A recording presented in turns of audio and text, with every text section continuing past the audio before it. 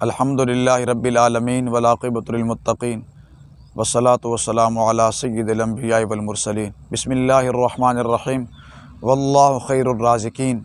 جان جس میں ہے اس رزق خدا دیتا ہے، وہ تو پتھر میں بھی کیڑے کو غذا دیتا ہے۔ اللہ کریم تمام جہانوں کا خالق اور مالک ہے، وہ ہمارا پروردگار ہے، وہ ہمیں پالنے والا ہے، اور جتنے بھی جاندار ہیں ان کے رزق کا ذمہ اللہ کریم نے اپنے ذمہ کرم پہ لے رکھا ہے۔ وہ تمام جانداروں کو باہم رزق پہنچاتا ہے، حیوان ہوں، انسان ہوں، کیڑے مکوڑے ہوں، وہ تمام کو رزق پہنچا رہا ہے۔ مرزا غالب اس کا ایک شاگرد تھا، اور اس نے اپنے استاد محترم سے کہا مجھے بیرون ممالک جانے کی اجازت دی جائے، میں فلاں باہر کے ملک میں جا کر کام کروں گا اور وہاں پہ کمائی کر کے واپس آؤں گا۔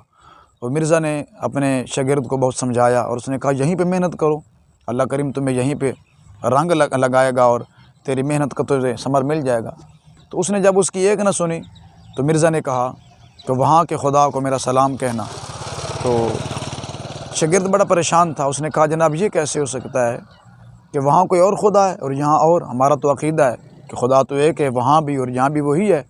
تو مرزا نے کہا یہی تو میں سمجھانا چاہتا ہوں، جو خدا وہاں پہ رزق دے سکتا ہے یہاں بھی دے سکتا ہے۔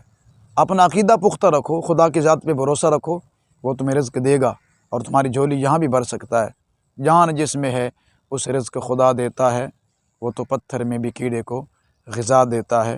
السلام علیکم ورحمۃ اللہ وبرکاتہ۔